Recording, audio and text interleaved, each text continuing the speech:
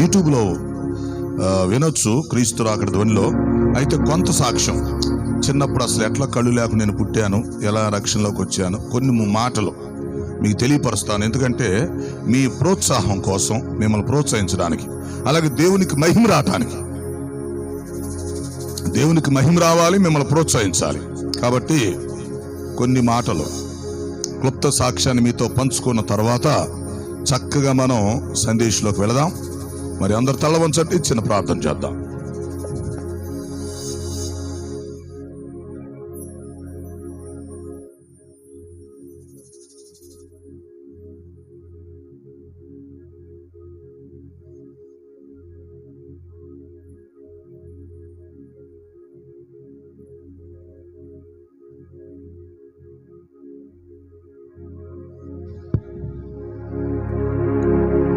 సాక్ష్యం, ప్రార్థన. పరిశుద్ధుడు అయిన మా తండ్రి, జీవాధిపతి, మీ ఘనమైన పాదాలకు స్తుతి స్తోత్రాలు చెల్లిస్తున్నాం. ఈ సభల్లో 3వ దినం, ఆఖరి దినం. ఈ సాయంకాల సమయంలో క్లుప్త సాక్ష్యాన్ని ముందుగా మీ బిడ్డలతో పంచుకోవడానికి మీరిచ్చిన అవకాశం కొరకు మీకు స్తుతులు చెల్లిస్తున్నాం. ఈ సమయంలో నా జీవిత సాక్ష్యం, మరి చిన్న వయసులో ఎలా నేను రక్షణ పొందానో, సేవలోకి వచ్చానో మీ బిడ్డలతో పంచుకోబోతుండగా అది దీవెనకరంగా చేయమని యేసు నామములో అడుగుచున్నాను తండ్రి, ఆమేన్. ఓకే. క్రీస్తునందు ప్రియమైన వారలారా, యేసు క్రీస్తు వారి ఘనమైన ఉన్నతమైన నామములో మీ అందరికీ ముందుగా శుభాలు తెలియజేస్తున్నాను. ముందు క్లుప్త సాక్ష్యాన్ని మీతో పంచుకున్న తర్వాత సందేశంలోకి మనం వెళతాం. క్రైస్తవుని జీవితంలో సాక్ష్యం అనేది ఖచ్చితంగా ఉంటుంది. ప్రతి క్రైస్తవుడు తనలో తాను సాక్ష్యము కలిగి ఉంటాడు. గమనించండి, సాక్ష్యము చెప్పాలి, సాక్షిగా జీవించాలి. ఈ 2 పనులు ప్రతి వ్యక్తి చేయాలి. సాక్ష్యము చెప్పగలిగి ఉండాలి, సాక్షిగా జీవించాలి. తర్వాత ఈ సాక్ష్యము కూడా అనేక విధాలుగా ఉంటుంది.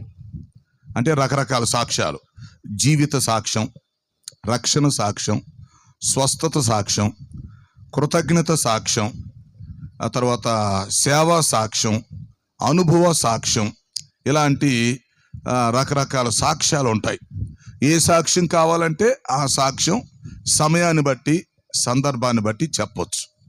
అయితే ఈ సమయంలో నా జీవిత సాక్ష్యం అంతా చెప్పట్లేదు, కానీ చిన్న వయసులో ఎలా నేను జన్మించాను, ఎలాగా ప్రభువులోకి వచ్చాను, ఎలా సేవలోకి వచ్చానో క్లుప్తంగా కొన్ని మాటలు మీతో పంచుకోవటానికి ప్రయత్నం చేస్తాను. ఓకే.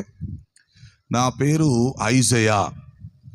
నేను జన్మించినప్పటి నుంచే కళ్ళు లేకుండా పుట్టాను. నేను పుట్టినప్పుడు 3 రోజులు కళ్ళు కూడా తెరవలేదట. ఇంకా తర్వాత మరి కళ్ళు లేకుండా వచ్చింది. అప్పుడు మా ఇంట్లో వాళ్ళు, ఈ బంధువులు, రక్త సంబంధికులు చాలా బాధపడుతూ వచ్చారు. ఎందుకంటే మా ఇంట్లో అలా ఎవరికి లేదు కాబట్టి, నాకు ఒక్కనికే అలా జరిగింది కనుక మరి ఈ వ్యక్తిని పెద్ద అయిన తర్వాత ఎవరు చూస్తారు, ఈ వ్యక్తి భవిష్యత్తు ఏంటి అని వాళ్ళు చాలా ఏడ్చారు, బాధపడ్డారు. ఎందుకంటే చిన్నప్పటి నుంచే కళ్ళు లేకుండా పుట్టాను. శరీరంలో ఏ అవయవం లోపం ఉన్నా కొంచెం మనం కవర్ చేసుకోవచ్చు, కానీ కళ్ళు లేకపోవటం చాలా కష్టం. ఎందుకంటే కళ్ళు లేకుండా ఉంటే మరి ఇతరుల మీద ఆధారపడాల్సి వచ్చింది కదా, ఒక్కళ్ళ మీద వెళ్ళలేం కదా, తర్వాత ఏదనేది కూడా తెలియదు. సో శరీర అవయవాలలో కళ్ళు, చూపు చాలా ఇంపార్టెంట్. కానీ మరి నేనైతే జన్మతః అంధుడుగా జన్మించడం జరిగింది. తర్వాత నాకు అర్థమైంది, యోహాను సువార్త 9వ అధ్యాయం ప్రకారం దేవుడు ఎందుకు కళ్ళు లేకుండా పుట్టించాడు. దేవుడు అనుకుంటే కళ్ళు ఇవ్వలేడా? కళ్ళు ఇచ్చి సేవ చేయించుకోలేడా? అవును, కళ్ళు ఇవ్వగలడు, కళ్ళు ఇచ్చి సేవ చేయించుకోగలడు. ఆయనకు అసాధ్యమైంది ఏమీ లేదు. కానీ తన మహిమ కోసం అలాగా దేవుడు చేశాడు. కళ్ళు లేని వ్యక్తి ద్వారా కళ్ళున్న వారికి వాక్యం చెప్పిస్తున్నాడు దేవుడు. అది దేవుని మహిమ. ఇప్పుడు కళ్ళున్న వాళ్ళు వాక్యం చెప్పారు అనుకోండి, ఎంతోమంది చెప్తుంటారు. కానీ ఒక కళ్ళు లేని వ్యక్తి కళ్ళున్న వాళ్ళకు వాక్యం చెప్పటం ఏంటి మీరు ఆలోచించండి. సో దేవుడు కూడా స్పెషల్గా ఆలోచిస్తాడు. తన మహిమ కోసం కొన్ని చేసుకుంటారు. యోహాను సువార్త 9వ అధ్యాయంలో ఇలాగే ఒక జన్మతః అంధుడు ఉంటాడు. ఆ వ్యక్తిని శిష్యులు ప్రభు దగ్గర తీసుకొచ్చి, బోధకుడా, ఇతడు కళ్ళు లేకుండా పుట్టాడు, ఇతడు చేసిన పాపమా, ఇతడు కన్నవారు చేసిన పాపమా అని అడుగుతారు. అప్పుడు ప్రభువు చెప్తాడు, ఇతను కన్నవారైనను పాపం చేయలేదు, కానీ దేవుని యొక్క మహిమ కొరకు, దేవుని క్రియలు ఇతను యందు ప్రత్యక్షపరచబడు నిమిత్తము ఇతడు అంధుడుగా పుట్టాడని ప్రభువు చెప్పాడు. ఆ తర్వాత ఆ వ్యక్తి స్వస్థత పొందుతాడు, తర్వాత సాక్ష్యం చెప్తాడు, తర్వాత యేసు ప్రభుకు శిష్యుడు అవుతాడు. కాబట్టి నా జీవితంలో దేవుని మహిమ కోసం అలా చేశాడని నేను అనుకుంటున్నాను. కళ్ళు లేనటువంటి నా జీవితంలో మరి అనేక మందికి సువార్త ప్రకటించటానికి, దేవుడు మహిమ తెచ్చుకోవటానికి, సువార్త చెప్పడానికి, ఎన్నో ఆత్మలను రక్షించడానికి, ఎంతోమంది సేవకుల్ని తయారు చేయటానికి, తర్ఫీ చేయటానికి, సేవకులను, సంఘాలను బలపరచటానికి, దేవుడు తన పరిచర్యలో వాడుకోవటానికి మరి ఆయన ఆ విధంగా కళ్ళున్న వాళ్ళు చాలా చక్కగా సేవ చేస్తున్నారు. అయితే కళ్ళు లేని వ్యక్తి ద్వారా ఇంకా మహిమ తెచ్చుకొని అనేక మందికి సవాలుగా ఉండటానికి, ప్రోత్సాహకరంగా ఉండటానికి దేవుడు అలా చేశాడని నేను నమ్ముతా ఉన్నాను. కాబట్టి ప్రియులారా, ఆ విధంగా జన్మతః కళ్ళు లేకుండా పుట్టాను. తర్వాత విషయం ఏంటంటే, నాకు కళ్ళు లేవన్న సంగతి కూడా ముందు ఇంట్లో వాళ్ళకి తెలియదు. 2-3 నెలలు వయసు వచ్చినప్పుడు బండి ఆడుతున్న టైంలో ఒకవైపు పిలుస్తుంటే ఇంకొక వైపుకి వెళ్తున్నానంట. అప్పుడు తౌడుకుంటా అటు ఇటు బండి ఆడుతుంటే అప్పుడు వాళ్ళకి భయం వేసింది అన్నమాట. ఏంటి ఇలా బండి ఆడుతున్నాడు, ఇలా నడుస్తున్నాడని. తర్వాత తెలిసింది అన్నట్టు వాళ్ళకు, ఓహో కళ్ళు కనిపించట్లేదా అని. కాబట్టి ఆ విధంగా జన్మతః కళ్ళు లేకుండా ఈ లోకంలో జన్మించడం జరిగింది. మొత్తానికి చిన్న వయసు నుంచి ఎదుగుతా వచ్చాను. తర్వాత ఎన్నో హాస్పిటల్స్కి తిప్పి చూపించారు. కాబట్టి చూపొచ్చిందని వాళ్ళు ప్రయత్నం చేశారు. కానీ డాక్టర్స్ ఏం చెప్పారంటే చూపు రాదు అని చెప్పారు. కారణం ఏంటంటే ఆ కంటి నరాలు బలహీనంగా ఉన్నాయి, ఇది నరాల బలహీనత, దీనికి మెడిసిన్ రాలేదు, అలాగే ఆపరేషన్ చేసినా కూడా సెట్ అవ్వదు అని చెప్పారు. సో చివరికి ఇంకా వదిలేశారు. ఫైనల్గా హైదరాబాదులో మరి ఎల్వి ప్రసాద్ హాస్పిటల్లో కూడా ఆపరేషన్ చేయించడం కూడా జరిగింది. సరే మొత్తానికి సెట్ అవ్వలేదు. ఆ విధంగా చిన్న వయసు నుండి అంధుడుగా జన్మించాను. ఇదొక విషయం. ఇక మరొక విషయం ఏంటంటే, జీవితంలో నా పేరు పెట్టడం అనేది కూడా గొప్ప విషయం. అంటే దేవుడు ఎలా నన్ను ఏర్పాటు చేసుకున్నాడు అనేది మీకు తెలియాలి, దేవుని చిత్తం మీకు తెలియాలి. నాకు పేరు పెడతాం, ఎలా పేరు పెట్టారు అనుకుంటున్నారు?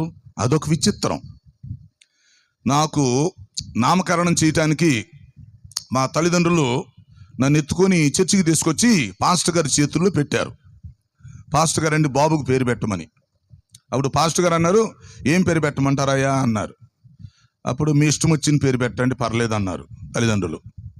ఆ సమయంలో పాస్టర్ గారు కూడా గుర్తు రాలేదంటే ఏం పేరు పెడదామని. సడన్గా ఏం పేరు పెడితే బాగుండిద్ది అని ఆలోచిస్తూ అప్పుడు నా చేతికి బైబుల్ ఇచ్చి తీపిచ్చాడట. 3 సార్లు యెషయా గ్రంథం వచ్చిందంట. 3 సార్లు బైబిల్ తీపిస్తే యెషయా గ్రంథం వస్తే ఆయనకి ఆశ్చర్యం వేసిందంట పాస్టర్ గారికి. అప్పుడు నాకు యెషయా అని పేరు పెట్టారు. ఇంగ్లీష్లో ఐజయా అంటారు. అంటే యెషయా అని పేరు పెట్టారు, స్కూల్ రికార్డులో ఐజయా అని రాశారు. సో అప్పుడు ఆ పాస్టర్ గారు ప్రార్థన చేసి ప్రవచనం చెప్పి ఆశీర్వదించాడు అన్నమాట. ఈయన పెద్ద నాకు గొప్ప భక్తుడు అవుతాడు, గొప్ప సేవకుడు అవుతాడు. ఎందుకంటే మరి బైబిల్లో యెషయా ప్రవక్త గొప్ప ప్రవక్త. మరి ఈయన 3 సార్లు చేయబట్టుకొని బైబిల్ తీస్తే యెషయా గ్రంథం వచ్చింది. సో గొప్ప సేవకుడు అవుతాడని ఆ రోజు పాస్టర్ గారు ప్రవచనలాగా చెప్పాడు అన్నమాట. సో ఆ విధంగా ప్రియులారా, మరి చిన్న వయసులోనే దేవుని యొక్క ప్రణాళిక అలా బయటపడింది అన్నమాట. జన్మించటమేమో అంధుడుగా జన్మిస్తే, నామకరణం కూడా మరి పరిశుద్ధ గ్రంథంలో నుంచి ఆ విధంగా పేరు రావడం, నాకు ఐజయా అని పేరు పెడతాం జరిగింది. సో ఆ విధంగా చిన్నగా ఎదుగుతా ఉన్నాను. ఇక తర్వాత మరొక విషయం ఏంటంటే, నేను సేవలోకి రావటానికి ఒక అద్భుతం జరిగింది. అది చెప్పాలి మీకు. ఈ రక్షణ పొందటానికి, సేవలోకి రావటానికి ఒక అద్భుతం ఏంటంటే, అప్పుడు నా వయసు 10 సంవత్సరాలు. ఒకరోజు మా నాయనమ్మ దగ్గర పనుకున్నాను, దుప్పటి కప్పుకొని ఉన్నాను. నాకు తెలీదు, గొప్ప వెలుగు కనిపించింది. అది వెలుగని కూడా నాకు తెలీదు. అప్పుడు నేను భయపడి, నాయనమ్మా ఏదో వెలుగు కనిపిస్తుంది అన్నాను. ఆమెకి తెలీదు, ఆమె మోటామె. ఆమె చెప్పింది దేవుని వెలుగులో పనుకో అంది, అంతే. సరే, విషయం ఏంటంటే గమనించండి, అర్థం చేసుకోండి. ఆ 10 సంవత్సరాల వయసులో ఆ రాత్రి ఎప్పుడైతే నాకు వెలుగు కనిపించిందో అప్పటి నుంచి వాక్యం చెప్పడం మొదలుపెట్టా. నేను 10 సంవత్సరాల వయసు నుంచి వాక్యం చెప్పేవాడిని. మా ఊరోళ్ళకి తెలుసు, మా సొంత గ్రామం చీరాల దగ్గర కారం చేడు. చిన్న వయసులోనే 10 సంవత్సరాల వయసు నుంచి వాక్యం చెప్పేవాడిని. చర్చిలో, కుటుంబ ప్రార్థనలో చెప్పేవాడిని. మరి నాకు వాక్యం ఎలా తెలుసు? ఒకవైపు కళ్ళు లేవు కదా, మరొక వైపు చిన్న వయసు కదా, చదువుకునే వయసు కదా. మరి వాక్యం ఎలా చెప్పానంటే, ఈ సండే స్కూల్కి వెళ్ళేవాడిని కదా, సండే స్కూల్లో నేర్చుకొని పెద్దవాళ్ళకి చెప్పేవాడిని. చూసారా, నేను సేవలోకి రావటానికి ఒక ముఖ్యమైన కారణం సండే స్కూల్. నేను చిన్నప్పటి నుంచి సండే స్కూల్కి వెళ్ళకపోతే ఈరోజు రక్షణ పొందేవాడినో పొందనో నాకు తెలీదు, సేవలోకి వచ్చేవాడినో రానో నాకు తెలీదు. కాబట్టి చిన్నప్పటి నుంచి సండే స్కూల్కి వెళ్ళటం వల్ల ప్రార్థన చేయటం, పాటలు, వాయిద్యాలు, కంఠత వాక్యాలు, బైబిల్ కథలు, క్రమశిక్షణ అంతా చక్కగా నేర్పించారు. చిన్న వయసులో వాక్యంలో ఉంది కదా, బాలు నడవలసిన త్రోవానికి నేర్పుము, వాడు పెద్దవాడైనప్పటికీ దాని నుండి తొలగిపోడు. అదే జరిగింది నా జీవితంలో. సండే స్కూల్లో మంచి పునాది పడింది, మంచి మార్గంలో నడిపించారు. సండే స్కూల్ ఉన్నప్పటి నుంచి మాకు వారానికి 2 సార్లు ఉపవాసాలు పెట్టేవాళ్ళు. మోకాళ్ళు లేపించి ప్రార్థన చేయించేవాళ్ళు. మాతో పొలాల్లోకి తీసుకెళ్ళి ఏకాంత ప్రార్థన చేయించేవాళ్ళు. బాగా భక్తి నేర్పించారు. కాబట్టి ఏం చేసేవాడిని, ఈ సండే స్కూల్లో చక్కగా బైబిల్ కథలు నేర్చుకునేవాడిని, కంఠత వాక్యాలు నేర్చుకునేవాడిని. ఇక నేను ఆలోచించి పెద్దోళ్ళకు వాక్యం చెప్పేవాడిని. కొన్నిసార్లు పాస్టర్ గారు రాకపోతే ఆ చర్చిలో కానీ కుటుంబ ప్రార్థనలో అక్కడక్కడ వాక్యం చెప్తా ఉన్నాను. ఆ విధంగా చిన్న వయసులో సండే స్కూల్కి వెళ్ళటం వల్ల దేవుని యొక్క వెలుగు కనిపించిన దగ్గర నుంచి 10 సంవత్సరాల వయసు నుండి ఇప్పటి వరకు వాక్యం చెప్తా ఉన్నాను. దేవుని స్తోత్రం. దేవుని యొక్క వాక్యాన్ని ప్రకటిస్తున్నాను. నేను మనవి చేస్తున్నాను, ప్రియమైన తల్లిదండ్రులారా, మీ అందరికీ మనవి చేస్తున్నాను, మీ చిన్న పిల్లలను ఖచ్చితంగా సండే స్కూల్ పంపించండి. సండే స్కూల్కి చిన్న చూపు చూడగాకండి, నిర్లక్ష్యంగా ఉండగాకండి. ఎందుకంటే వాళ్ళు చెడిపోయిన తర్వాత వాళ్ళని మనం బాగు చేయటం చాలా కష్టం. చిన్నప్పటి నుంచి ఖచ్చితంగా వారిని మనం సండే స్కూల్కి పంపించాలి. అప్పుడు పెద్ద అయిన తర్వాత వారు రక్షణ పొందుతారు, మంచి మార్గంలో నడుస్తారు. అర్థమైందా? ఆ విధంగా మరి చిన్న వయసు నుంచి ప్రియులారా అంధుడుగా పుట్టాను, మరి అలాగే జీవిస్తున్నాను. ఆ తర్వాత మరి నా పేరు కూడా చక్కగా దేవుడు ఏర్పాటు చేసి ఆ పేరు పెట్టించారు. ఆ తర్వాత చిన్న వయసులో వెలుగు చూడటం, సండే స్కూల్లో మంచి పునాది పడటం. ఇక 10 సంవత్సరాల వయసు నుంచి వాక్యం చెప్పటం మొదలైంది. ఆ తర్వాత చదువుకుంటా ఉన్నాను. ఇప్పుడు ఆ విషయాలని చెప్పట్లేదు. చివరికి నా 17వ సంవత్సరం మారుమనసు పొంది 18వ సంవత్సరం బాప్తీసం తీసుకొని 20వ సంవత్సరంలో దేవుని సేవకు సమర్పించుకోవడం జరిగింది. అప్పటి నుంచి ఇప్పటి వరకు దేవుని యొక్క సేవ చేస్తూనే ఉన్నాను. ఆ తర్వాత నాకు వివాహమైంది అనుకోండి. మరి పాస్టమ్మ గారు కూడా సూజన్ మానగ్రేడ్ చక్కగా సేవలో సహకరిస్తున్నారు. తర్వాత దేవుడు ఒక బాబునిచ్చాడు, బాబు పేరు హిల్కియా. మరి తను కూడా చదువుకుంటున్నాడు, సేవలో సహకరిస్తున్నాడు. సో ఇప్పుడు కుటుంబ సమేతంగా సేవలో కొనసాగుతున్నాం. ఆ రోజు నుంచి ఈ రోజు వరకు మరి దేవుని యొక్క పరిచర్య చేస్తున్నాం, ఆత్మ రక్షిస్తున్నాం. ఇక నా సాక్ష్యం చాలా గొప్పదన్నమాట. ఇక సువార్త విషయానికి వస్తే ఒక్కొక్క రోజు 15-20 కిలోమీటర్లు నడిచేవాడిని కళ్ళు కనిపించకుండానే. నాతో పాటు కొంతమందిని తీసుకెళ్ళేవాడిని టీమ్గా. వాళ్ళు నా చేయి పట్టుకుని నడిపించేవాళ్ళు. అట్లా ఒక్కొక్క గ్రామానికి వెళ్ళి సువార్త చెప్పేవాళ్ళం. సుమారు 3000 గ్రామాల్లో నేను సువార్త ప్రకటించాను. కొన్ని లక్షల పత్రికలు పంచడం జరిగింది. ఎంతో మంది సేవకులకి ట్రైనింగ్ ఇచ్చి వారికి సేవకు ప్రోత్సహించడం జరిగింది. కొన్ని సంఘాలు కూడా కట్టి అప్పగించడం జరిగింది. ఒకవైపు టీవీ పరిచర్య, ఒకవైపు బైబిల్ స్కూల్ నడిపిస్తా ఉన్నాం, మరొకవైపు మీటింగ్స్ పెడుతున్నాను. అదే సమయంలో రాకడ వర్తమానాలు చెప్పే కృప కూడా దేవుడిచ్చాడు, చెప్తున్నాను. ఈ విధంగా దేవుని యొక్క సువార్తలో దేవుడు అంచెలంచెలుగా ఆనాటి నుంచి ఈనాటి వరకు వాడుకుంటా ఉన్నాడు. కాబట్టి నేను చెప్పేది ఏంటంటే, ఒక కళ్ళు లేని వ్యక్తిని దేవుడు సేవలో వాడుకుంటున్నప్పుడు, దేవుడు పోషిస్తున్నప్పుడు, కళ్ళు కాళ్ళు చేతులు అవయవాలని బాగున్న మిమ్మలను దేవుడు సేవలో వాడుకోలేడా? దేవుడు మిమ్మల్ని పోషించలేడా? మీరు ఆలోచించండి. దేవుని కొరకు ఎంతో సేవ చేస్తున్నాం, ఈ రోజు కూడా కష్టపడుతున్నాం. మరి ఒక కళ్ళు లేని వ్యక్తి ఇలా సేవ చేస్తుంటే, కళ్ళుండి శరీర అవయవాలు బాగుండి ఆరోగ్యం ఉండి బలముండి చేతిలో డబ్బులుండి దేవుని కొరకు నేను ఏమి చేయగలుగుతున్నాను అని ఈరోజు మీరు సవాలుగా తీసుకోండి. ఈరోజు మీరు ప్రశ్న వేసుకోండి. కొంతమంది సాక్ష్యాలు చెప్తారు, దేవుడు నాకు ఆ అద్భుతం చేశాడు, ఈ అద్భుతం చేశాడు, నన్ను స్వస్థపరచడని చెప్తారు. మంచిదే. మరి దేవుడు మన జీవితంలో గొప్ప గొప్ప కార్యాలు చేస్తున్నాం, అది మంచిదే. మరి దేవుడి కొరకు మనమేం చేస్తున్నాం? దేవుడు మన కోసం చేశాడు, మంచిదే. కానీ మరి దేవుని కొరకు మనం ఏం చేయగలుగుతున్నాం? మన జీవిత సాక్ష్యాన్ని మనం చెప్పగలమా? దేవునికి మనం ఉపయోగపడుతున్నామా? ఆలోచించండి. ఈ మాటలు వింటున్నా మీరు ప్రతి ఒక్కరు కూడా దేవునికి ఉపయోగపడాలి, దేవుని యొక్క సేవ చేయగలగాలి. యవనస్తులారా, ఒకవేళ దేవుడు మిమ్మల్ని పిలిస్తే ఖచ్చితంగా సేవలోకి రండి, ఏం పర్వాలేదు. దేవుడు వాడుకుంటాడు, పోషిస్తాడు, నడిపిస్తాడు. నన్ను వాడుకున్న దేవుడు ఎవరినైనా వాడుకోవటానికి సమర్థుడు. కాబట్టి నేను కూడా యవ్వన కాలంలో మరి సేవలోకి వచ్చినందువల్ల మరి ఇప్పటి వరకు దేవుని పనిలో వాడబడుతున్నాను. ఇంకా ఎంతో సేవ చేయాలనేటువంటి ఆలోచనతో, ఆశతో ఉన్నాను. కాబట్టి ఈ సాక్ష్యాన్ని మీరు అర్థం చేసుకోండి, దీన్ని సవాలుగా మీరు తీసుకోండి. మొదట్లో అయితే ఉద్యోగం చేస్తూ సేవ చేద్దాం అనుకునేవాడిని. ఆ తర్వాత దేవుడు మాట్లాడిన తర్వాత పూర్తిగా దేవుని సేవలోకి వచ్చేసాను. అనేక విధాలుగా, ఒక ప్రక్క సువార్త పరిచర్య, ఒక ప్రక్క సంఘాలు కట్టే పరిచర్య, ఒక ప్రక్క మీటింగ్స్, ఒక ప్రక్క టీవీ పరిచర్య, మరొక వైపు బైబిల్ స్కూలు, మిషనరీ పరిచర్య, అనేక విధాలుగా దేవుడు తన పనిలో వాడుకుంటూ వస్తున్నాడు. ఎన్నోసార్లు అనారోగ్య పరిస్థితులు వస్తే, మరణకరమైన సందర్భాల్లో కూడా దేవుడు మరణం నుంచి తప్పించి స్వస్థపరిచి తన సేవను వాడుకుంటూ వస్తున్నాడు. దేవునికి స్తోత్రం. కాబట్టి కళ్ళు లేకపోయినా, కొన్నిసార్లు బాధ అనిపించినా, కొన్నిసార్లు ఇతరుల మీద ఆధారపడాల్సిన పరిస్థితి వస్తుంది. కొన్నిసార్లు ఎందుకు ఇలా జరిగిందని ఒంటరిగా ఏడ్చుకునే పరిస్థితులు ఉన్నాయి. లేదా కొన్నిసార్లు ఎన్నో శోధనలు వస్తుంటాయి.